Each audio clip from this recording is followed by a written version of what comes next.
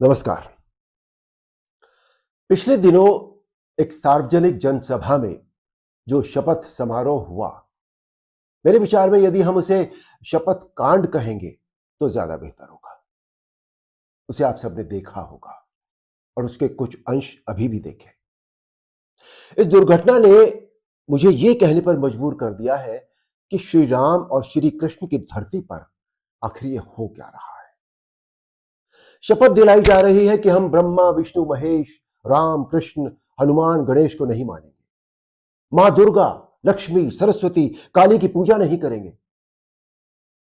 शपथ दिलाने वाले तो अपने धार्मिक और राजनीतिक स्वार्थ साधने के लिए ये सब कर रहे हैं, लेकिन शपथ लेने वाले ये क्यों नहीं सोचते कि वो ये क्यों कर रहे हैं। ऐसी दुर्घटनाओं का संसार के हर व्यक्ति को विरोध करना चाहिए, क्योंकि सनातन धर्म की कोई भी व्यवस्था न किसी व्यक्ति के विरुद्ध है, न किसी जाति के विरुद्ध है और न ही किसी संप्रदाय के विरुद्ध है। जिन श्री राम को भगवान न मानने की ये लोग शपथ ले रहे हैं, क्या इन्हें पता है कि वो राम कौन है? जिस सत्ता और स्वार्थ के लिए श्री राम के नाम का अपमान करके शपथ ली जा रही है, उसी सत्ता को राम ने कैसे तिनके की तरह छोड़ दिया था, यह इन्हें जानना चाहिए। जिन श्री राम का नाम लेकर जाति पाति का यह जहर बोया जा रहा है, उन्हीं राम ने कैसे समाज के हर वर्ग के व्यक्ति को एक समान माना, यह भी इन्हें जानना चाहिए। आदिवासी निषाद राज को राम जी ने भाई की तरह गले लगाया। शबरी जो भीलनी थी, उनके जूठे बेर खाए। जटायु जो एक गिद्ध थे, उन्हें राम जी ने गोद में लेकर उनके घावों को सहलाया। अरे राम जी ने तो पशु पक्षियों से भी मित्रता का नाता निभाया। और तो और इस मानव शरीर का अंतिम पड़ाव भी राम नाम सत्य है। फिर मानव होकर भी कोई राम का विरोध कैसे कर सकता है? आइए अब बात करते हैं भगवान कृष्ण की। जिन भगवान श्री कृष्ण ने मानवता के लिए सबसे उपयोगी संविधान श्रीमद् भगवत गीता का उपदेश दिया, कोर्ट्स में झूठ न बोलने के लिए जिस श्रीमद् भगवत गीता की शपथ खाई जाती है, उसी गीता का उपदेश देने वाले के नाम का अपमान करके शपथ लेना मानवता के लिए कितना घातक है।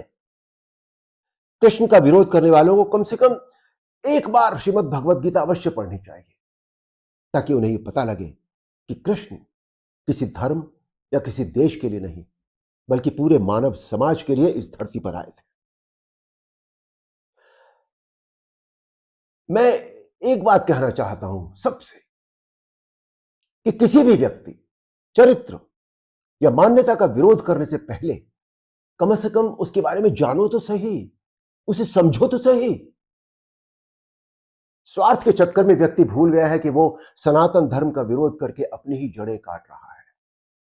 वो जिस डाल पर बैठा है, उसी डाल को काटकर पेड़ से अलग कर रहा है। एक बात और, ये बड़ा दुखद आश्चर्य है कि सारी दुनिया को दिशा देने वाले देश भारत की धरती पर सनातन धर्म का अपमान होता रहता है और अधिकांश धर्माचार्य दृढ़ता से इसका विरोध भी नहीं करते। वो धर्माचार्य जो बड़ी बड़ी उपाधियों से विभूषित है, समाज जिनकी बातें ध्यान से सुनता है, उन्हें ऐसे विषयों पर अपनी प्रतिक्रिया देनी चाहिए। मैं किसी के द्वारा किसी को भड़काने या उकसाने का कदापि समर्थन नहीं करता, किंतु बुराई का विरोध और दमन यदि न किया जाए तो वो समाज के लिए घातक हो जाती है। आज समाज में जाति, वर्ण, धर्म, संप्रदाय, इस सब के नाम पर जो एक दूसरे का इतना विरोध हो रहा है, वो किसी के भी हित में नहीं है। दोस्तों, सनातन धर्म के प्रति तो किसी भी व्यक्ति के मन में कोई विरोधाभास होना ही नहीं चाहिए, क्योंकि इस धर्म की मान्यताएं, परंपराएं, व्यवस्थाएं संसार के हर जीव को ध्यान में रखकर निर्धारित की गई। सनातन धर्म हर व्यक्ति को धार्मिक बनने, धर्म को मानने का संदेश देता है। और धर्म का अर्थ है जो धारण करने योग्य हो, जो व्यवहार में लाने योग्य हो।